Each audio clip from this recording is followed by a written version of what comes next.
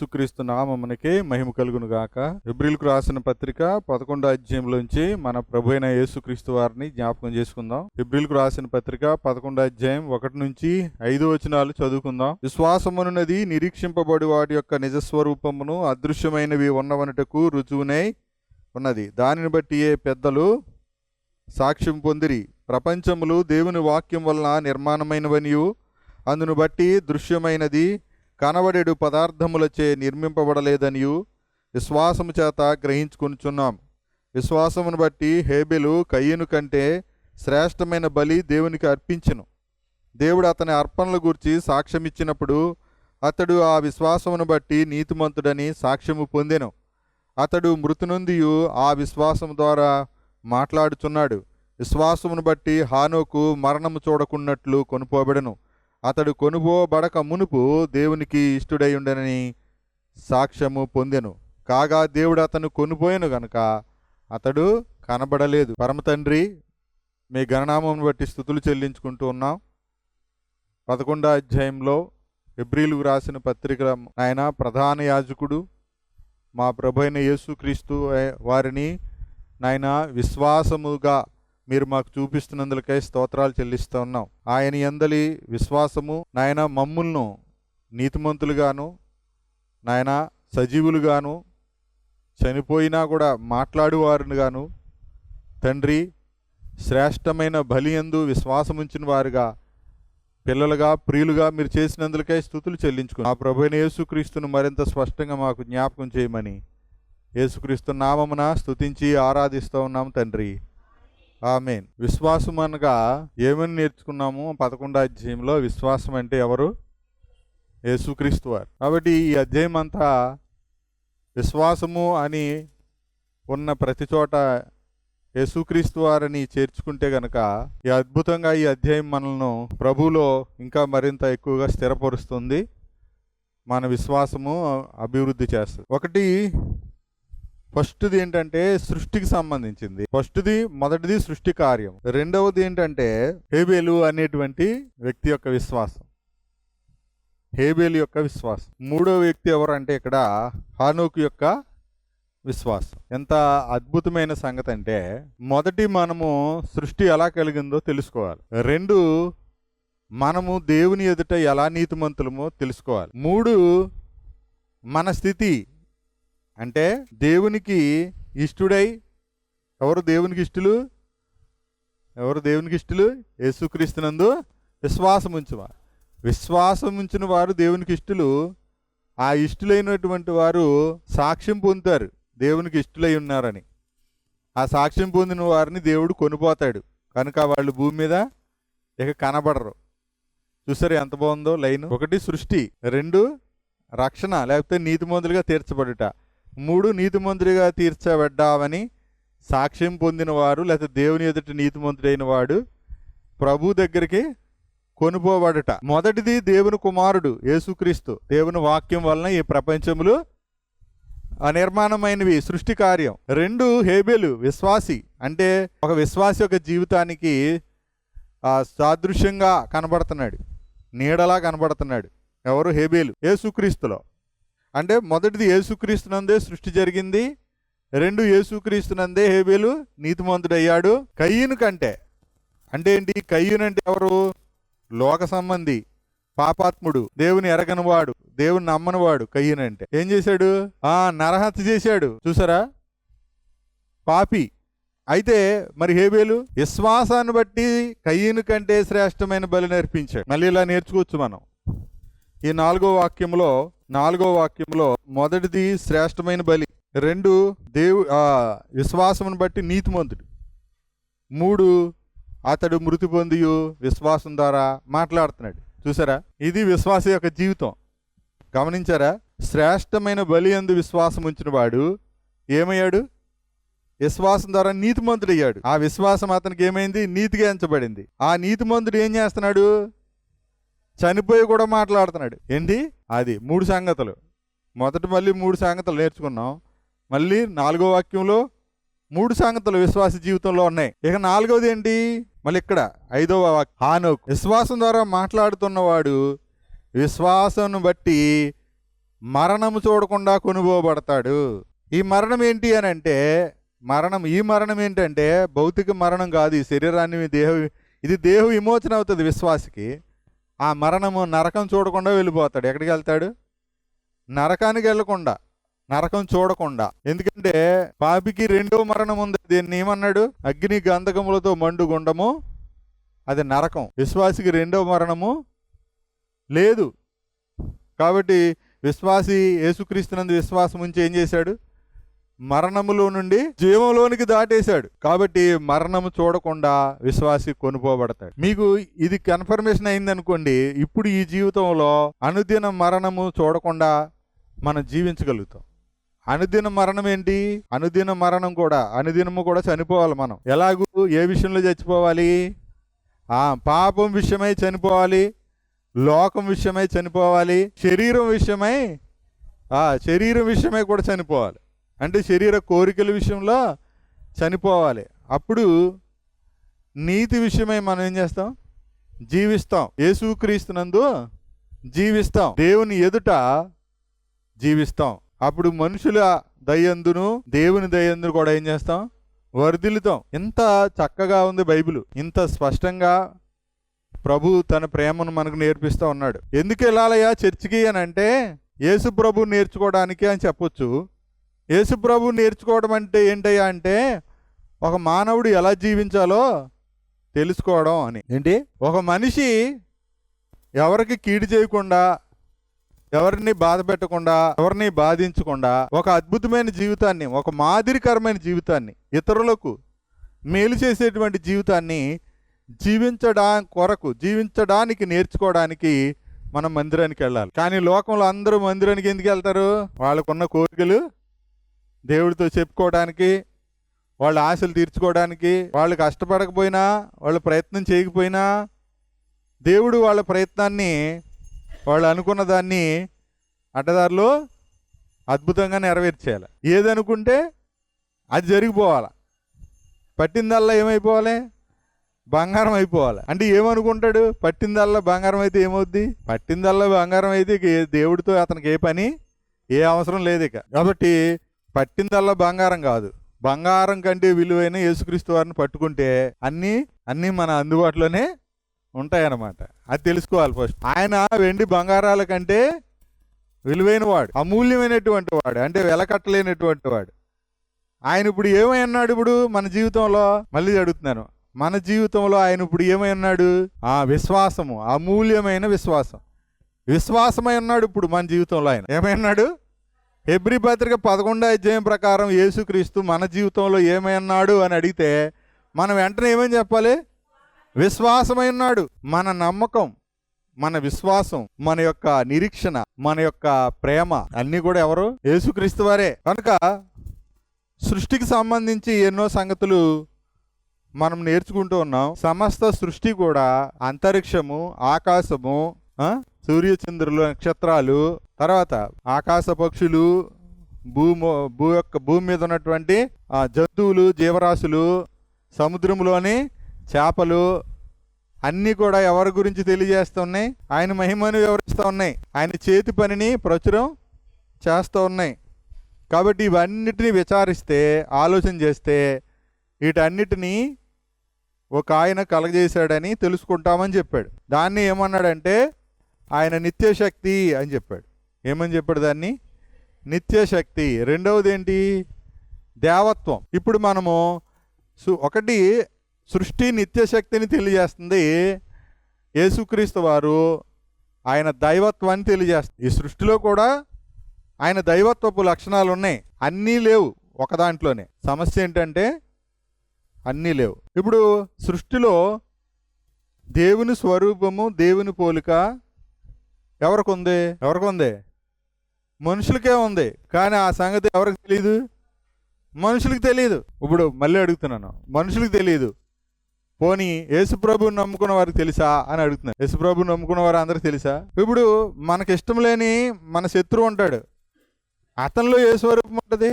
ఉందా లేదా? మరి ఒక చర్చి వాళ్ళు ఇంకో చర్చి వాళ్ళని ఎందుకు ద్వేషిస్తున్నారు? సేవకుడు ఇంకో సేవకుడిని ఎందుకు ద్వేషిస్తున్నాడు? ఆ చర్చికి వెళ్ళకండి అంటున్నాడు ఏంటి? లేకపోతే మన చర్చి రైట్ అంటున్నాడు ఏంటి? అంటే రక్షించింది, ప్రాణం పెట్టింది ఎవరు? ఈ పాస్టరా? మరే నేను ప్రాణం పెట్టాను, అక్కడికి వెళ్ళకండి, మీకోసం నేను ప్రాణం పెట్టాను, మీకోసం నేను రక్తం చిందించాను, మీ కొరకు మీ పాపానికి నేను ప్రాయశ్చిత్తం చేశాను, కాబట్టి ఇక్కడి నుంచి వెళ్తే మీకు రక్షణ లేదు, అంతేనా? అలా చెప్పాలి ఒకవేళ ఆయన ప్రాణం పెడితే కదా. మరి యేసుప్రభు ప్రాణం పెడితే ఈడిపెత్తనం ఏంటి? కాబట్టి మనం ఏంటి ఎర్ర గొర్రెలాగా ఏం చేస్తున్నాం? యేసుప్రభుని వదిలిపెట్టేసాం, పాస్టర్ని పట్టేసుకున్నాం. యేసుప్రభు నుంచి ఏం మాట్లాడినా ఏమనం దేవుడు చూసుకుంటాడు అంటాం. మరి పాస్టర్ గారిని ఏమనంటే మనం రెడీ అయిపోతాం గొడవకి. ఇప్పుడు అలాగా ఇప్పుడు సువార్త విశ్వాస పక్షాన పోరాటం జరుగుతుందా, పాస్టర్ల పక్షాన పోరాటం జరుగుతుందా? అది కనుక ఎందుకే మనం ఎప్పుడు చెప్తాం ఆయన ఏమై ఉన్నాడు, ఆయన యందు నేనేమై ఉన్నాను, మనం ఏమై ఉన్నామన్న సంగతి మనకు అర్థమైనప్పుడు మనం ఆయన గురించి గట్టిగా చెప్తాం. సృష్టి ఆయన నిత్యశక్తిని అలాగే దైవత్వాన్ని కూడా తెలియజేస్తాం. నిత్యశక్తి కనిపించే వాటి అన్నిటిలోనూ కనబడుతుంది. దైవత్వం ఎలా కనబడుతుందంటే అది ఖర్చు అయిపోతూ అది బలైపోతూ మనకు సేవ చేస్తుంది, అంతేనా? ఇది ఒకటి రెండు గుర్తుపెట్టుకోండి. దైవత్వంలో మొదటిది ఏంటంటే బలి అవటం అంటే ఖర్చు అయిపోవటం, మన కొరకు చనిపోవటం, మనకు జీవం అవటం. అది చచ్చిపోతూ ఏమవుతుంది, మనకేమవుతుంది? ప్రాణాన్ని ఇస్తుంది. గాలి చూడండి, అది చచ్చిపోతూ ఖర్చు అయిపోతూ మనకు ఊపిరినిస్తుంది. నీరు అది పాడైపోతూ మనకి జీవాన్ని ఇస్తుంది. ఆహారం అది పాడైపోతూ అది చచ్చిపోతూ గింజలు, కూరలు, కోళ్ళు, మేకలు, చేపలు, రొయ్యలు ఏంటి చెప్తారు కదా, అవి రావా చెప్పరా? అవన్నీ చచ్చిపోతే ఏం చేస్తున్నాయి? నాలుగు మీద మంచి రుచి కావాలి, టేస్ట్ కావాలి, మసాలా కావాలి మనకి కదా. మీకు జాలి లేదు, దయ లేదు, జీవరాశుల మీద కనికరం కూడా లేదు. చంపేసుకుంటున్నారు, మసాలా వేసి తినేస్తున్నారు అంతే. అంటే అస్తమాను ఏం కావాలి మీకు? ఇష్టమైంది ఏంటి? మసాలా కూర. మళ్ళీ అది కంపు కొడుతుందని అది కంపు రాకుండా మసాలా దట్టించేసి కదా దాన్ని బాగా ఆయిల్లో ఫ్రై చేసి తినేయాల. ఏమవుతుంది? కొలెస్ట్రాల్ వస్తుంది. కొలెస్ట్రాల్ పెరిగితే తర్వాత ఏమవుతుంది? గుండె జబ్బు వస్తుంది. గుండె జబ్బు వస్తే ఎప్పుడప్పుడు హఠాత్తుగా మెట్లు దిగుతాను చచ్చిపోతాను. అందుకని నూనెలో వేపేసి మసాలాలు దట్టించేసి అస్మాను తినకండి. ఎప్పుడన్నా ఫంక్షన్కి వెళ్ళినప్పుడు కొట్టేయండి, అక్కడ ఫ్రీగా వస్తుంది కదా, అక్కడ కొట్టేయండి. ఇంటి దగ్గర మాత్రం ఖర్చు పెట్టి మాత్రం తినకండి. ఇంటి దగ్గర చక్కగా ఆకుకూరలు, కాయగూరలు తినండి. ఇప్పుడు ఆకుకూరలు, కాయగూరలు ఎవరిని ఇదిలి చేస్తున్నాయి? యేసుప్రభు బలి. అవి కూడా చచ్చిపోతున్నాయి. జీవం లేదు వాటిలో, జీవం ఉంది కాబట్టి తింటున్నాం. ఇప్పుడు కొన్ని ఉంటాయి ఆకుకూరలు ఉన్నాయి అనుకో, ఎండిపోయిన తర్వాత పనిచేస్తాయా? ఇప్పుడు పనిచేస్తున్నాయి, వాటిని కూడా వాడుతున్నారులే. కూరగాయలు ఎండిపోయిన తర్వాత పనిచేస్తాయా అంటే ఇప్పుడు వరకు మనకు తెలియదు ఆ విషయం ఏంటి. ఈ మధ్యకాలంలో కూరగాయలను కూడా ఎండబెట్టి డ్రై చేసి వాటిని మళ్ళా నీటిలో నానబెట్టి మళ్ళీ వండుకోవచ్చు అనమాట. యేసుప్రభు చనిపోయాడు, ఏం చేశాడు? సజీవుడే లేచాడు, లేవలేదా? అలాగే కూరగాయలు అయినా సరే, ఆకుకూరలు అయినా ఎండబెట్టినా, ఇప్పుడు ములగాకు ఉంది, ఎండబెట్టినా పచ్చిగా ఉన్న ఉపయోగపడుతుంది, ఎండబెట్టినా వెలుగుతుంది. అప్పుడు మళ్ళీ దానికి జీవం ఎప్పుడు వస్తుంది? వాటర్ పోయిగానే. మనకు జీవం ఎప్పుడు వస్తుంది? వాక్యం వినగానే. అంతే, అర్థమైందా? కాబట్టి ఏది చచ్చిపోవట్లేదు, ఏది పూర్తిగా చనిపోలేదు. అందుకని జీవానికి మరణం లేదు. యేసుప్రభు ఏ శక్తిని బట్టి నియమించబడ్డాడు? ఇప్పుడు చెప్పాలి, ఏ శక్తిని బట్టి యేసుప్రభు నియమించబడ్డాడు? హెబ్రీ 7:15 చూడండి. ఏ శక్తిని బట్టి నియమించబడ్డాడు? అంటే జీవానికి ఏం లేదు, మారుతుంది అంతే. ఏంటి మారుతుంది? మార్పు చెందుతుంది అంతే. శక్తి మార్పు చెందుతుంది. శక్తికి జీవానికి ఏం లేదు, నాశనం లేదు. కాబట్టి యేసుప్రభు యొక్క లక్షణాలు ప్రకృతిలో ఉన్నాయా లేవా? సృష్టిలో ఉన్నాయి. కనుక సృష్టి ఎవరి గురించి చెప్తుంది? యేసుప్రభు గురించి చెప్తుంది. భోజనం కలిపేసుకుని తినేస్తారు కదా, ఆ భోజనం ఎవరి గురించి చెప్తుంది?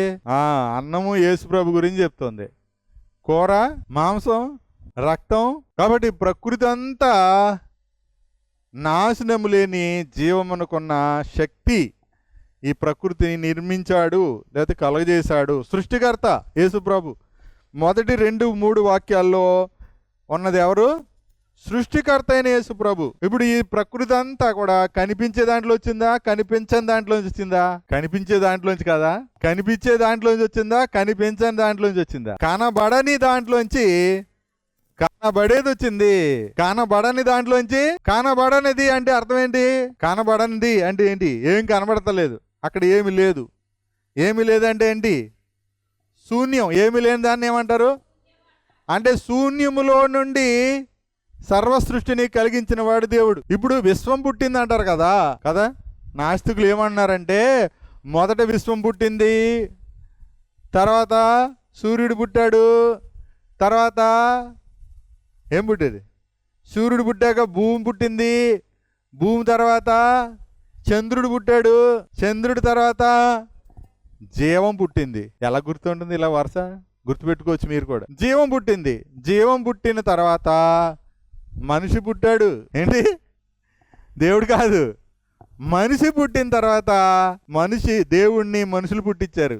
మరి మనుషుల్ని ఎవరు పుట్టించారు? ప్రకృతి పుట్టించింది. వాళ్ళు చెప్తున్నారులే. ఏంటి? వాళ్ళు చెప్తున్నారు. విశ్వం మరి ఎక్కడి నుంచి పుట్టింది? శూన్యంలోంచి. ఎక్కడి నుంచి? శూన్యం అంటే ఏంటి? ఏమైనా కనబడుతుంది? ఏమీ లేని స్థితిలోంచి ఈ కనిపించేదంతా వచ్చింది. అది వాక్యం. అసలు వాక్యం ఇది ఎవడో తెలివైనోడు రాసేసాడు అంటారు వాళ్ళు. అయితే ఏమంటారు? ఇది తెలివైనోడు రాసేసాడు. చాలా మంది తెలివైనోళ్ళు కూర్చుని రాసేసారంట. ఓ చోట కూర్చుని రాశారా? అసలు రాసిన వాళ్ళకి ఒకరికొకరికి ఏమైనా సంబంధాలు ఉన్నాయా? ఎవరికి సంబంధం లేదు. అందరూ ఒక తరం వారు మాత్రం కాదు.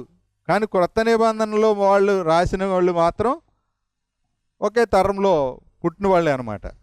క్రొత్త నిబంధన గ్రంథాన్ని రాసిన వాళ్ళు మాత్రం ఒకే తరంలో పుట్టిన వాళ్ళు. ఎందుకు వాళ్ళు ఒకే తరంలో పుట్టిన వాళ్ళు అయి ఉండాలంటే, ఎందుకు ఉండాలి అని అంటే, వాళ్ళు ఈ యొక్క లోకములో విశ్వాసి యొక్క జీవితం సంఘములో ఎలా ఉండాలి, ఎలా నిర్మాణం కావాలి, ఎలా అభివృద్ధి చెందాలి, ఎలా కట్టబడాలి అనే విషయాన్ని వారు సంఘ ప్రారంభంలో, సంఘ నిర్మాణంలో వారు స్తంభాలుగా ఉండాలి, వాళ్ళు ఆధారంగా ఉండాలి. అందుకని క్రొత్త నిబంధన గ్రంథాన్ని రచించినటువంటి అంటే ముఖ్యంగా పత్రికలు రాసినటువంటి వారు 5.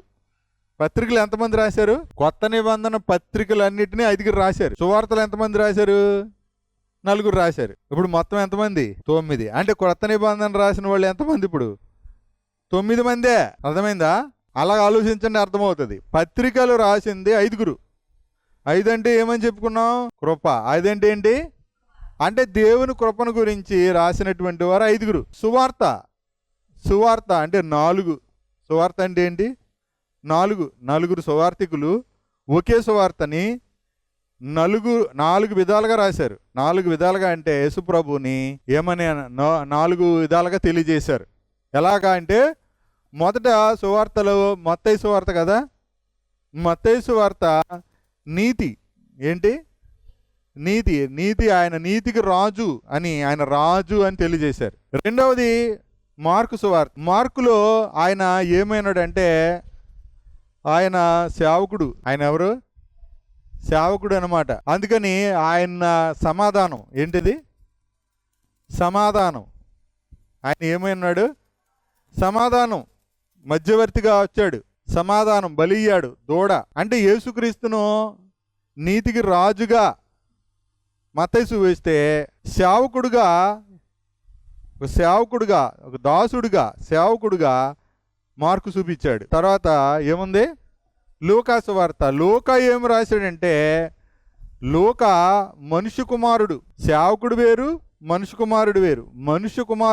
మనుష్యుడు. ఇప్పుడు మత్తయి రాసింది మనుష్య కుమారుడే, కానీ మనుష్యుడు సేవకుడుగా వచ్చాడు. కాబట్టి మనుష్యుడు అంటే యాజకుడు. ఏంటి? ఇక్కడ దేవునికి మనుషులకు మధ్యవర్తిగా యాజకుడిగా వచ్చాడు. యాజకుడు అంటే కృప. యాజకుడు అంటే ఏంటి? కృప అంటే ఏంటంటే మన పక్షాన ప్రాయశ్చిత్తం చేసేవాడు. మనం ఏం చేయట్లా, ఆయన చేశాడు మన కొరకు. ఆయన చేసి మనకేమిచ్చాడు? పుణ్యం ఇచ్చాడు. ఆయన పుణ్యం, ఆయన నీతిని మనకు దానం చేశాడు అనమాట. అందుకని కృప. అందుకని లోకాసువార్త, యేసువార్త, కృపాసువార్త. ఆ కృపా సువార్తలో ఆయన యాజకుడిగా కృపగా దేవుని కృపగా పరిచయం చేశాడు. ఎవరు? లూకా. ఇక నాలుగవది ఏంటి? యోహాను సువార్త. యోహాను సువార్తలో యేసుక్రీస్తుని ఏమని చెప్పాడు అంటే దేవుని కుమారుడు, దేవుడు, దేవుని కుమారుడు, దేవుడు అని తెలియజేశాడు. వాక్యమైన దేవుడు, ఆ వాక్యము శరీరధారి అయి కృపాసత్య సంపూర్ణుడిగా మన మధ్య నివసించాడు. ఇప్పుడు దేవుని కుమారుడు అంటే ఎక్కడ ఉంటాడు? మహిమలో ఉంటాడు. ఎక్కడ ఉంటాడు? అందుకని యోహాను సువార్తని మహిమ సువార్త అంటారు. ఏ సువార్త? దేవుని మహిమలో ఆయన ఎక్కడ కూర్చున్నాడు? తండ్రి కుడిపార్శ్వన కూర్చున్నాడు. ఇప్పుడు ఆయన యందు విశ్వాసం ఉంచిన వారిని ఆయనతో పాటు ఎక్కడ కూర్చోబెట్టాడు? ఆయన కుడిపార్శ్వన కూర్చోబెట్టాడు. కాబట్టి యోహాను సువార్తను మహిమ సువార్త అంట. నీతి, సమాధానము, కృప, మహిమ. కాబట్టి ఇక్కడ బలైంది ఎక్కడ? యేసు వార్తలో ఆయన బలిగయ్యాడు అని చూస్తే యేసు వార్తలో సేవకుడిగా వచ్చాడు. అక్కడ మార్కు సువార్త. మార్కు సువార్తలో ఏముంది? సమాధానం. ఏంటి? సమాధానం తర్వాతే కృప ఉంటది. సమాధానం పడకుండా కృప వస్తుందా? ఇప్పుడు భార్య భర్త గొడవ పడ్డారు. ఇప్పుడు వాళ్ళిద్దరి మధ్య క్షమాపణ రావాలంటే ఏం చేయాలి? సమాధానం పడాలి కదా. కాబట్టి ఆయన ఏం చేశాడు? ఒక గొర్రెగా, బలి పశువుగా. అందుకని మార్కు సువార్తలైన దూడ. అందుకని ఆయన ఏం చేశాడు? ఇప్పుడు బలి అయ్యాడు. బలి ఏం చేశాడు? మరణము వలన మనల్ని ఏం చేశాడు? తనతో సమాధాన పరుచుకున్నాడు. రోమాపత్రికలో ఒకసారి చదువుదాం. ఎందుకంటే ఇప్పుడు మొదటిది అక్కడ చూసాం. ఇక్కడ 4వ వచనంలో హెబ్రీ 11:4 ఏమని చూసాం? విశ్వాసమును బట్టి హేబేలు కయీను కంటే శ్రేష్టమైన బలిని దేవునికి అర్పించాడు. మొదటిది ఏంటి? శ్రేష్టమైన బలి. ఇప్పుడు యేసు ప్రభు బలి అయ్యాడు మన కోసం కదా. ఆ బలి అయితే ఏం దొరికింది మనకి? సమాధానం. ఏం దొరికింది? సమాధానం. రోమాపత్రిక 5వ అధ్యాయంలో చాలాసార్లు చెప్పుకుంటున్నాం. 5వ అధ్యాయము 1వ వచనం చదువుదాం ఫస్ట్. కాబట్టి విశ్వాసం మూలమున నీతిమంతులుగా తీర్చబడ్డాం. తర్వాత మన ప్రభు అయిన యేసుక్రీస్తు ద్వారా సమాధానము. తర్వాత మరియు ఆయన ద్వారా మనము విశ్వాసం వలన యేసుక్రీస్తు వలన ఈ కృపయందు ప్రవేశం గలవారమయ్యాం. చూడండి, ఇక్కడ కూడా యేసుక్రీస్తు అని పెట్టి చదవండి, అప్పుడు అర్థమవుద్ది. కాబట్టి యేసుక్రీస్తు మూలమున మనము నీతిమంతులుగా తీర్చబడి మన ప్రభు అయిన యేసుక్రీస్తు ద్వారా దేవునితో సమాధానము కలిగి ఉందుము. మరియు యేసుక్రీస్తు ద్వారా మనము యేసుక్రీస్తు వలన ఈ కృపయందు ప్రవేశం గలవారమై. ఇప్పుడు యేసుక్రీస్తు ద్వారానే యేసుక్రీస్తు వలన ఈ కృపలో ప్రవేశం గలవారమై యేసు ప్రభులో నిలిచి ఉండి, ఆ కృపలో నిలిచి ఉండి, దేవుని మహిమను కూర్చున్న నిరీక్షను బట్టి. చూసారా? 4 వచ్చినాయా? రాలేదా? నీతి, సమాధానము, కృప, మహిమ. ఆయన మహిమ ఎవరు? ఇప్పుడు దేవుని మహిమ ఎవరు? యేసుక్రీస్తే. దేవుని కృప ఎవరు? యేసుక్రీస్తే. దేవుని సమాధానం ఎవరు? మన నీతి ఎవరు? అన్ని యేసుక్రీస్తే. చూసారా? నీతి యేసుక్రీస్తే, సమాధానము యేసుక్రీస్తే, కృప యేసుక్రీస్తే, మహిమ యేసుక్రీస్తే. చాలా మంది మర్చిపోతుంది ఏంటంటే ఆయన బలి. ఏం మర్చిపోతున్నారు? రోజు తింటున్నప్పుడన్నా గుర్తు రావాలి ఆయన బలి. ఏ మనసాక్షి లేదు వాళ్ళకంటే ప్రభు నా కొరకు మరణించాడు, నేను ఇక మరణంలో లేను, జీవంలో ఉన్నాను. ప్రభువును తనతో నన్ను సమాధాన పరుచుకున్నాడు, నాకు ఇక శత్రువులు ఎవరు లేరు, నేను సమాధానంలో ఉన్నాను. అలాగే ప్రభువులో నేను కృప పొంది ఉన్నాను కాబట్టి నేను నీతిమంతుడు అవడానికి నేను చేయవలసిందంటూ ఏమీ లేదు. మరి ఏదన్నా సత్కార్యం చేస్తే దేని కొరకు చేయాలి? ఆయన మహిమ కొరకే. అదే ఎందుకు కొరకు చేయాలంటే మనం పొందిన నీతి, మన విశ్వాసం వల్ల నీతిని పొందాం, కృపను పొందాం కదా. మనం పొందిన కృప మన సహోదరులు కూడా పొందాలి. అది ప్రేమను బట్టి చేయాలి. అంతేగాని నువ్వు సువార్త ప్రకటిస్తేనే పరలోకం వెళ్తావు అది కాదు. ఏంటి? ప్రేమ ఉంటే ఏం చేస్తాం? నాకులాగే నా కుటుంబం, నాకులాగే నా చుట్టూ ఉన్నవాడు అందరూ కూడా, అది ఈ సమాధానము, ఈ కృప అందరూ కూడా పొందుకోవాలని ప్రేమతో చెబుతాం, ప్రేమతో సత్కార్యాలు చేస్తాం. విశ్వాస విషయంలో సంపూర్ణ నిశ్చయిత కలిగి ఏమన్నాడు? ఒకనొకడు ఆ దినము సమీపించుట మీరు చూసిన కొలది సమాజముగా కూడిట మానక హెచ్చరించుచు, బుద్ధి చెప్పుకుంటూ, ప్రేమ కలిగి సత్కార్యములు చేయుటకు ఒకరినొకడు పురుకొల్పవాలని ఆలోచిస్తాము. అంటే సత్కార్యాలు చేయడానికి కూడా, సత్క్రియలు చేయడానికి కూడా ఏం కావాలి? ప్రేమ కావాలి. ఈ ప్రేమ ఎలా కలుగుతుంది? విశ్వాసం వల్ల కలుగుతుంది. ఏ విశ్వాసం వల్ల ఏ ప్రేమ కలుగుద్ది?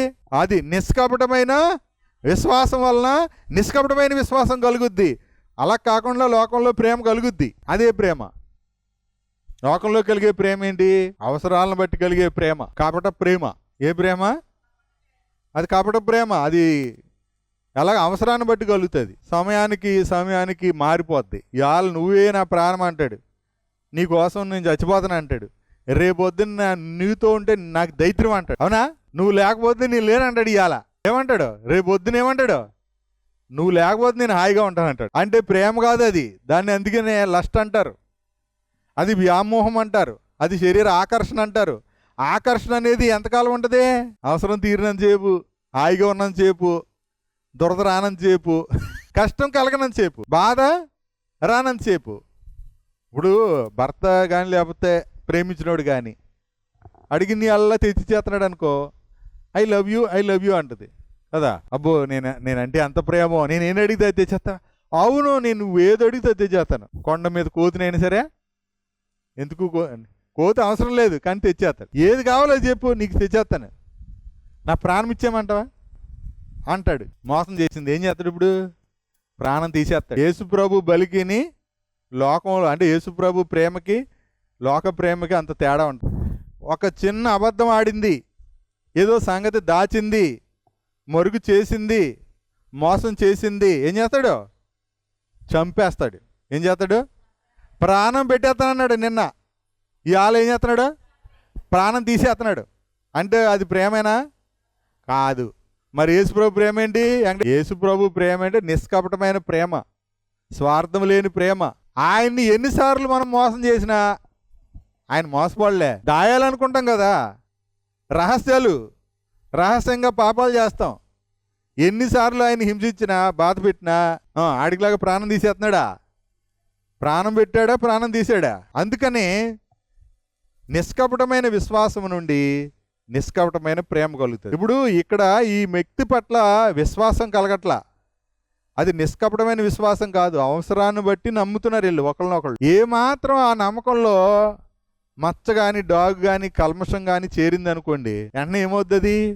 పటాపంచలు అయిపోద్ది, బాంబు పేలిపోద్ది, బ్లాస్ట్ అయిపోద్ది. అయిపోగానే ఏమవుతాడు? ఇప్పుడు ఈమె ఆడి చావు కోరుకుంటుంది, ఈ దరిద్రుడు చచ్చిపోతే వదిలిపోద్ది అనుకుంటుంది. వీడు ఈమె చచ్చిపోవాలని కోరుకుంటాడు, లేకపోతే చంపేయాలని చూస్తాడు కదా. అది బాధ యొక్క తీవ్రతను బట్టి ఉంటుంది, ఆ మోసపోయిన దాన్ని బట్టి ఉంటుంది. అందుకనే ఏ మనుషుడు నమ్మదగిన వాడు కాడు.